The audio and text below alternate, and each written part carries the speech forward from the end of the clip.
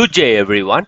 Welcome SQL Server enthusiasts, data administrators, and data professionals to JBS Wiki. Today, we are diving deep into the world of SQL Server query optimization. Have you ever wondered why some SQL queries perform lightning fast while others seems to drag on forever, causing you to lose precious time and resources?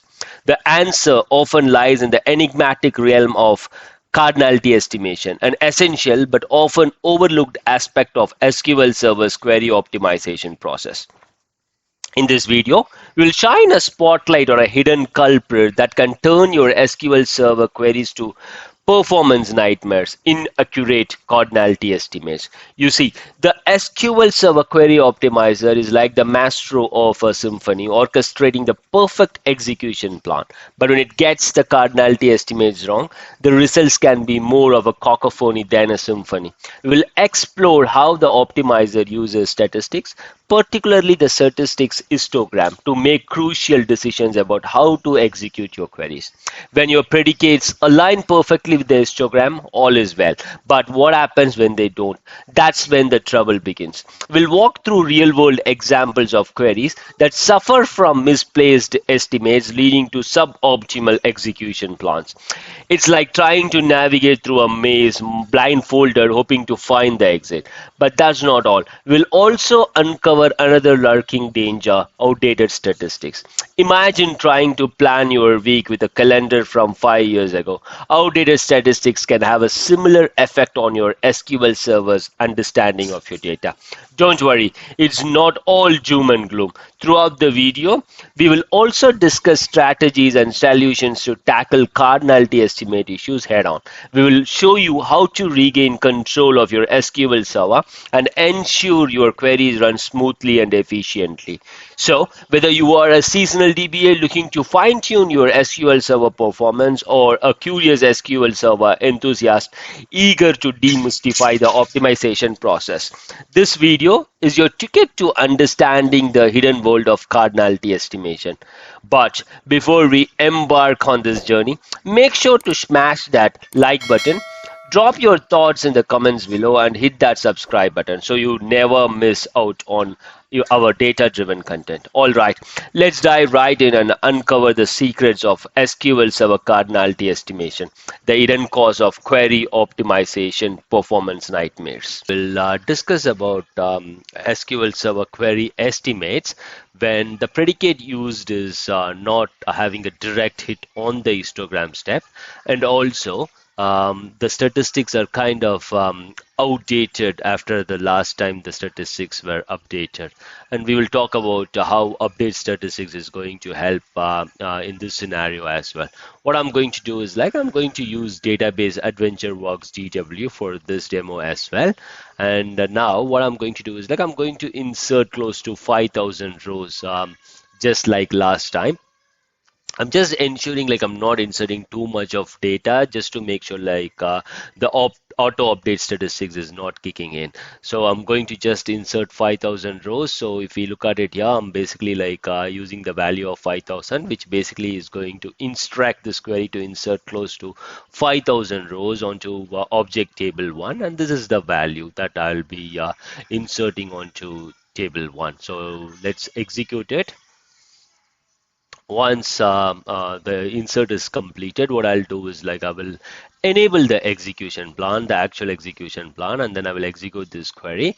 This is a simple query that is going to return me the number of rows with the predicate column 4 of value 11 January 2024, 8:32 p.m. 5 seconds from table 1. So this is the query that I'm going to execute.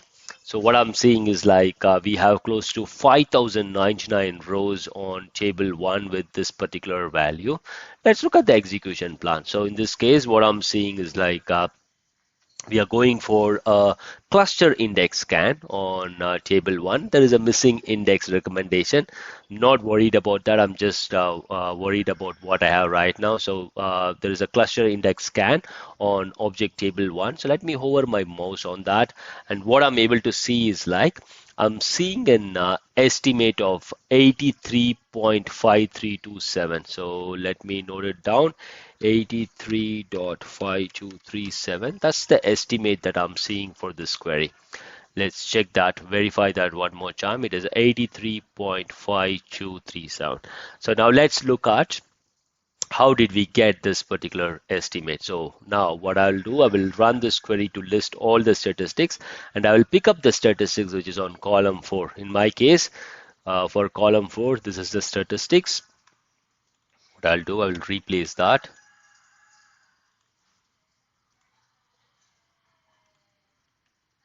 Okay, so I've replaced it. I'm going to execute this show statistics command on table 1, and this is the statistics name. So let me execute it.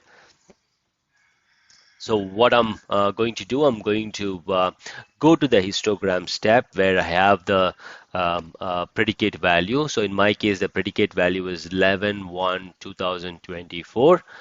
8:32 p.m. 5 seconds. It is 8:32 p.m. 5 seconds. So that means like this predicate that we are using in this query is basically buried between the step 199 and 200. So it is basically buried between this value and this value. It is present somewhere inside these two. Yeah. In this case, what I'll be doing is like, since it is buried between this and this, I'm going to use the average range rows. I'll not be using the EQ rows since it is buried. I'm going to use the average range rows. But in my case, what is happening is like, I've updated the statistics, and the SQL Server is able to understand like there were some changes as far as the data is concerned after the update statistics. So it is not going to directly use the average range rows because it knows like there will be some changes after we have done after the last update statistics. So what it is going to do is like it is going to calculate the selectivity. So in this case, what it is going to happen, it is going to calculate the selectivity by dividing the a number of rows that comes using this particular predicate. So in our case, for this particular predicate, we are using this average range rows, which is 80, and we will divide that value with the number of rows that we have on this particular table. In our case, it is going to be this particular value. So let's calculate the selectivity. So again, we are calculating the selectivity by dividing the number of rows that is present for this particular predicate divided by the total number of rows. So let me divide that, and this is the value. This is a selectivity value. So what I'm going to do is like I'm going to key in that selectivity value and multiply that with the number of rows that is present in table 1. So let me execute that. And what I'm seeing is like I'm getting a value of 83.53, which is same as what we calculated, which is 83.52. So that's the same value as far as the estimate is concerned. Optimizer understood like there were some changes on the underlying data after the last update statistics. So what it did is like it basically calculated the selectivity by dividing the values estimated for the query with the predicate divided by total number of rows, and the selectivity value was multiplied with the total number of rows, and we got a value which was same as what we saw in the execution plan. So it is 83.53. If you look at the execution plan again, it is same 83.53. So we can see that. So what I'll do is like I will put that side by side so that there are no confusions, and let me execute this query. So if I execute it, the calculation that we did with selectivity multiplied by total number of rows is 83.53. And then now if I look at the estimate here, it is 83.53, which is same as what we have calculated. Yeah, this is how optimizer calculates the estimate. But again, if I look at the values, so I've estimated close to the optimizer estimated close to 83.53 rows, and it returned close to 5,099 rows. So that's